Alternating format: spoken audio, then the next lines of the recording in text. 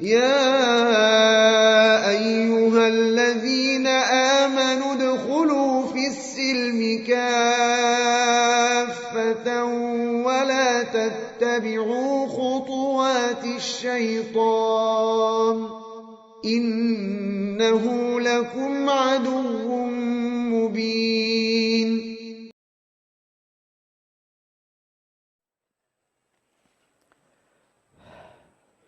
Bismillah. Bagaimana menanggapi kekhawatiran terhadap masa depan? Ahibati fillah. Allah memang menguji kita dengan rasa takut. Walanabluwannakum bisyai'in minal khauf. Terus bagaimana supaya kita tidak khawatir dengan masa depan kita? Dari 6 rukun iman, ada satu rukun yang insya Allah kalau kita meyakini hal itu tenang kita jemaah. Bersama rukun iman yang lainnya. An tu'mina bil qadari khairihi wa syarrihi. Beriman dengan takdir yang baik dan yang buruk. Ketika kita tahu bahwasanya masa depan kita telah dicatat 50.000 tahun sebelum penciptaan langit dan bumi. Ya sudah. Rizki kita akan nyampe kepada kita. Nabi SAW mengatakan, wa'lam annama asabak lam yakun liukhtiak. Ketahuilah yang menimpamu itu memang harus menimpamu, enggak mungkin luput dari dirimu. Yang tidak menimpamu, ya memang sudah ditetapkan tidak menimpamu. Dan beriman dengan takdir ini jamaah membuat kita tidak congkak dan tidak ujub.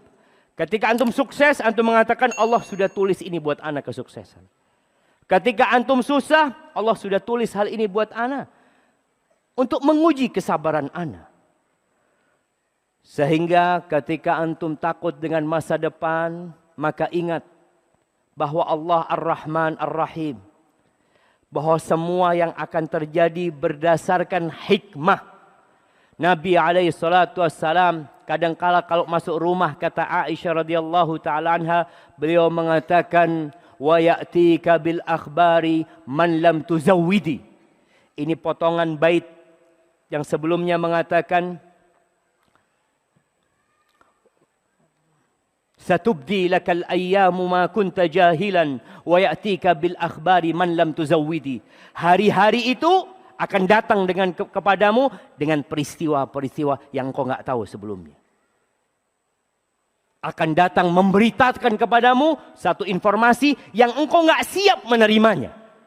Belum punya bekal menerimanya. Tapi seorang mukmin ketika ada hal yang tidak dia sukai terjadi, apa kata dia? Inna lillahi wa inna ilaihi rajiun. Selesai jamaah, kita milik Allah dan kita akan kembali kepada Allah Azza wa Jalla. Dan yakin dalam semua musibah yang menimpa kita pasti ada hikmah.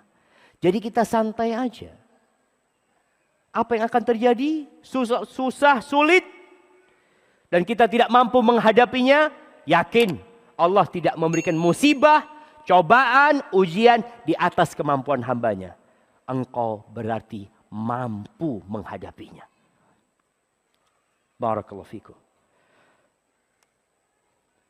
Ahibati fillah. Ini ada pertanyaan dari seorang mahasiswa. Mohon tips-tips dari Ustadz bagaimana caranya agar saya istiqomah dalam menghafal Al-Quran. Hafalan saya yang telah lampau. Nasihat buat semuanya. Buat anak pribadi. Teruslah menghafal Al-Quran. Terus. Walaupun nggak hafal Quran tapi terus menghafal Al-Quranul Karim. Kalau seorang penuntut ilmu mungkin dia memang fokus.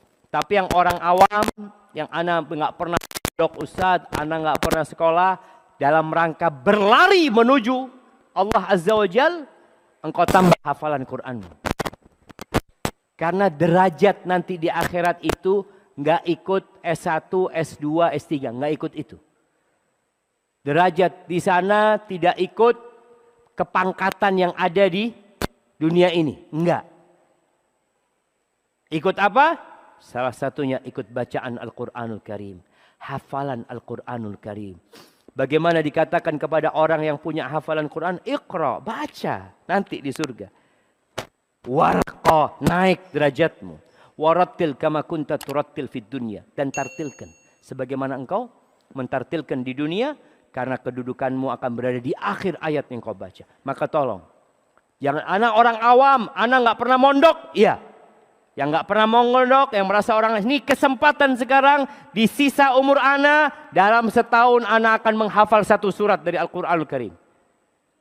Mampu nggak mampu 355 hari menghafal satu surat? Mampu nggak jamaah? Mampu tapi nggak mau. Itu masalahnya. Adapun bagaimana menghafal Al-Quranul Karim, yang pertama bersihkan hatimu, perbaiki niatmu, dan perlu ada jadwal yang dihafal. Ada target. Kalau memang sehari setengah halaman, yang kau baca tuh setengah halaman sampai hafal. Kemudian setorkan. Jangan menghafal kemudian merasa sudah hafal tidak pernah menyetorkannya. Dan kalau bisa sebelum menghafal disetorkan dahulu bacaannya. Supaya bacaannya nggak salah. Kalau menghafal salah, membenahinya berat. Karena salah itu sudah nempel di akalnya. Jadi sebelum menghafal, disetorkan bacaannya, udah benar baru mulai menghafal. Kemudian nanti di murojaah, yang hari ini dihafal besok di murojaah nambah hafalan baru, terus seperti itu sambil berdoa memohon kepada Allah untuk dimudahkan jamaah. Barakallahu fikum.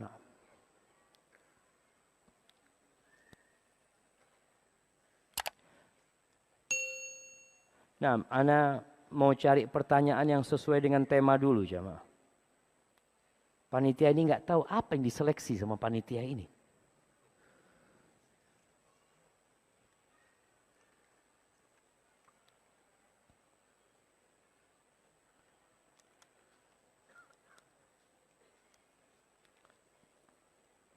Nah, ini ada pertanyaan. Pertanyaan dengan waktu perpisahan kita dengan dunia ini. Bukankah seorang yang mati syahid terhindar dari sakit sakaratul maut? Iya. Kenapa yang mati syahid terhindar dari sakaratul maut? Karena proses kematian dia itu sudah sekarat.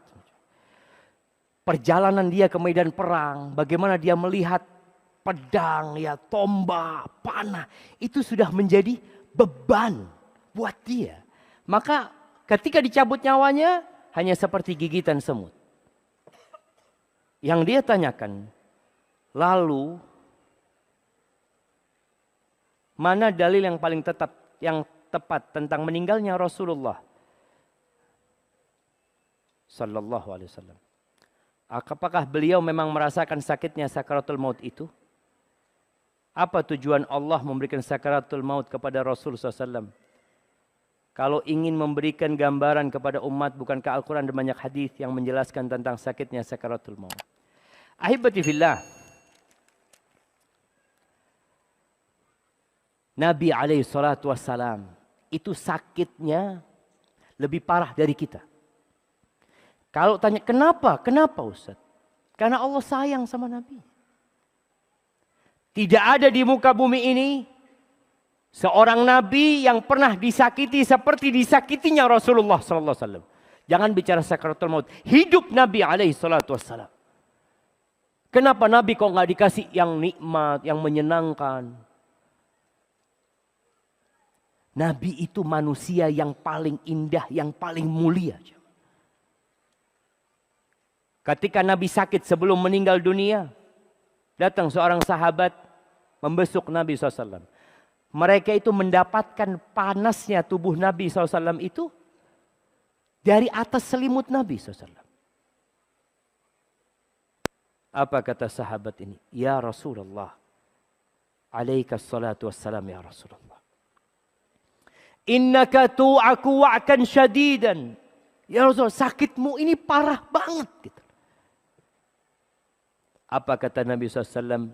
Inni u'aku wa'kar rajulaini minkum. Sakitnya aku itu sakitnya dua orang. Sakitnya dua orang. Itu yang dirasakan Nabi SAW. Kenapa ya Rasulullah? Apakah karena Allah akan berikan pahala double? Iya, kata Nabi SAW. Sakaratul maut yang diberikan kepada Nabi SAW ketika berpisah dengan dunia ini. Selain pelajaran buat umatnya. Karena memang Allah akan memberikan derajat tertinggi buat Nabi SAW. Maqaman mahmuda. Bagaimana di padang mahsyar nanti. Ketika miliaran manusia mencari solusi untuk masalah mereka. Datang kepada Nabi Adam, Nabi Nuh, Nabi Ibrahim, Nabi Musa, Nabi Isa. Bayangin, di satu tempat jamaah. Mereka mencari solusi. Lalu mereka datang kepada Nabi kita Muhammad SAW. Nabi kita mengatakan, Analaha, analaha. Pintu surga itu nggak dibuka kecuali buat Nabi kita Muhammad SAW. Jadi, sakaratul maut yang dirasakan adalah untuk meninggikan derajat Nabi SAW. Makanya itu jangan heran kalau ada orang kok kayaknya matinya gampang banget ya. Nabi kita berat matinya. Sebenarnya perpisahan ruh dengan jasad itu sakit. Sakit. Maka Nabi mengatakan, ala inna lil mauti la sakarat. Oleh karena itu tatkala Fatimah mengatakan, ya Rasulullah kok parah banget sakitmu ya. Susah banget kondisi Nabi SAW. Kata Nabi SAW, la karba ala ba'dika ba'dal yum. Mulai hari ini, nggak ada lagi kesusahan buat ayahmu. Nggak ada lagi. Itu kesusahan terakhir yang harus dirasakan Rasul SAW. Nah, anak kembalikan ya kepada antum.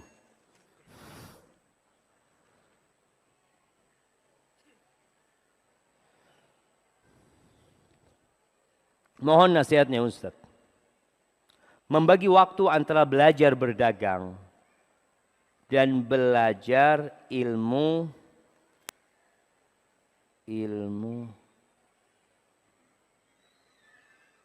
kok nggak paham mana siapa?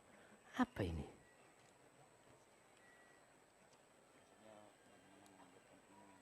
Oh, yang telah kita pelajari. Bagaimana membagi waktu antara belajar berdagang dan mengajarkan ilmu yang telah kita pelajari. Betul.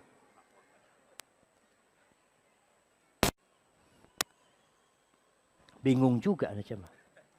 Waktu belajar berdagang dan mengajarkan ilmu yang telah kita pelajari. Ini seorang pedagang.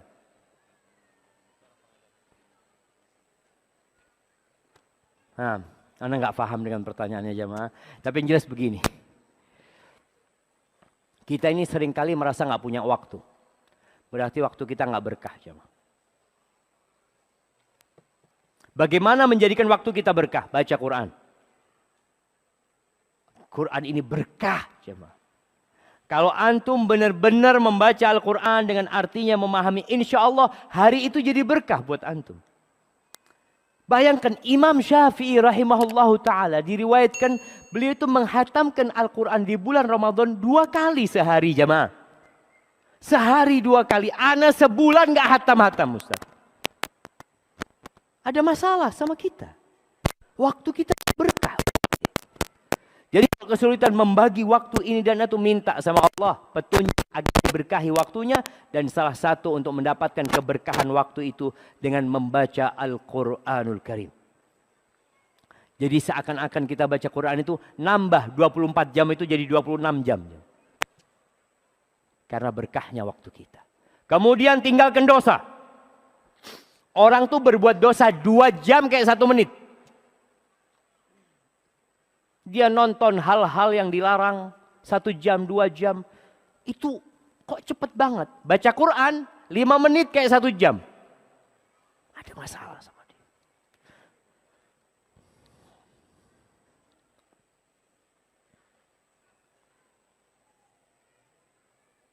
Ana dan 7 orang teman Ana dari Pariaman. Kami pelajar Madrasah Aliyah. Bagaimana cara kami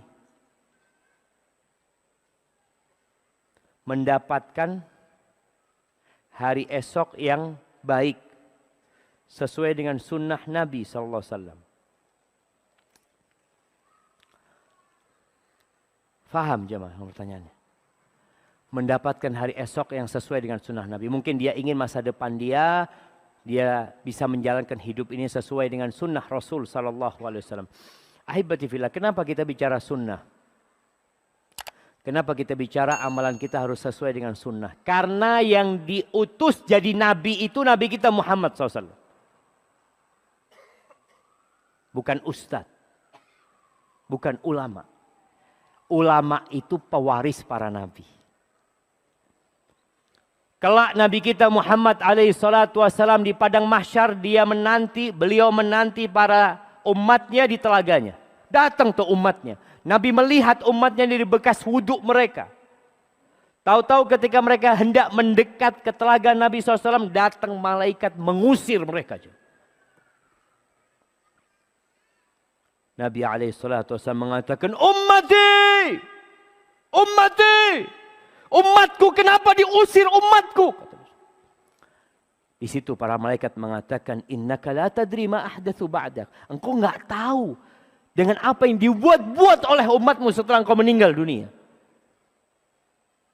Lalu Nabi SAW mengatakan, suhqan. Sudah jauh sana. Maka kita perlu mengamalkan sunnah Nabi SAW supaya kita enggak ditolak di telaga Nabi SAW. Memang betul kita sudah melaksanakan sholat. Beliau tahu dari tanda-tanda sholat itu. Tapi kalau ternyata kita menyimpang dari apa yang diajarkan Nabi SAW, maka kita sulit untuk mendekat ke telaga Nabi SAW. Bagaimana caranya supaya kita bisa hidup sesuai dengan ajaran Rasulullah SAW? Ya belajar. Ketika belajar, belajarlah kepada yang memang tidak mengajak kepada dirinya. Yang tidak mengajak kepada kelompoknya, tapi mengajak kepada Allah dan Rasul. Dia mengajarkan, ini loh firman Allah. Ini sabda Rasul sallallahu alaihi wasallam. Ini loh amalannya Abu Bakar. Ini kerjaannya Umar. Ini loh petunjuknya Abdullah bin Mas'ud. Dari sahabat-sahabat Nabi. Dan dengan seperti itu, semoga kita bisa menjalankan Islam ini seperti yang dijalankan Nabi kita Muhammad alaihi salatu wasallam bersama para sahabatnya. Barakallahu fikum. Nah, habis sudah pertanyaannya. Jamaah, sebenarnya pertanyaannya masih banyak. Tapi karena ana harus mengejar pesawat, bukan mengejar ya. Karena kita nggak boleh lari untuk dunia ini. Karena pesawat ana jam 11 lewat 5 menit. Mungkin hanya itu yang dapat ana sampaikan pada kesempatan kali ini. Ada sebuah doa yang sering Nabi bacakan buat para sahabatnya. Ketika beliau bermajlis dengan para sahabatnya. Ana ingin membacakan doa ini buat kita semua. Nabi mengatakan, Allahumma qsim lana min khasyatika ma tahulu bihi bainana wa baina ma'asik. Ya Allah, bagikan buat kami rasa takut kepadamu. Yang dengannya kami terhindar dari bermaksiat kepadamu. Wa min ta'atika ma tuballighuna bihi jannatak. Dan bagikan buat kami ketaatan kepadamu. Yang dengannya engkau sampaikan kami ke surgamu. Wa min ta'atika ma tuballighuna bihi jannatak. Wa minal yaqin ma tuhawwinu bihi alaina masa'ibad dunya. Dan berikan kepada kami keyakinan. Ini yang takut dengan masa depan, doa minta sama Allah. Berikan kepada kami keyakinan yang dengannya musibah-musibah dunia menjadi ringan buat kami ya Allah. Wa matti'na bi asma'ina wa absarina wa quwwatina ma ahyaitana waj'alhu al-waritha minna. Ya Allah, jagalah pendengaran kami, penglihatan kami, kekuatan kami agar kami bisa menikmatin itu sampai kami meninggal dunia. Wa matti'na bi asma'ina wa absarina wa quwwatina ma ahyaitana waj'alhu al-waritha minna waj'al tha'rana 'ala man zalamana wansurna 'ala man 'adana. Ya Allah, jadikan balas dendam kami kepada orang yang menzalimi kami. Dan tolong kami kepada orang-orang yang memusuhi kami ya Allah. Bantulah kami menghadapi orang-orang yang memusuhi kami. Wansurna 'ala man 'adana wa la taj'al musibatana fi dinina wa la taj'alid dunya akbar hammina. Ya Allah, jangan jadikan musibah itu menimpa agama kami. Jangan sampai musibah itu menimpa agama kita. Sholatnya hilang, puasanya hilang. Jangan sampai musibah itu menimpa agama kita.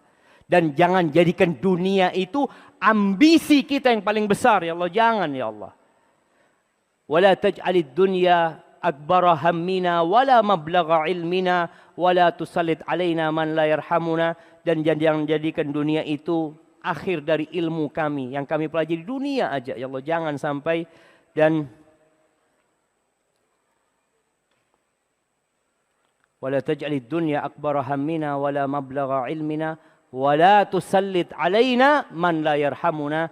Dan jangan jadikan penguasa, jangan jadikan yang menguasai kami itu adalah orang-orang yang zalim. Semoga Allah memberikan kepada kita semua rahmatnya, ampunannya, dan semoga kita pulang dalam kondisi sudah diampuni dosa-dosanya. Wassallallahu ala nabiyyina Muhammadin wa ala alihi wa sahbihi wasallam. Wassalamualaikum warahmatullahi wabarakatuh.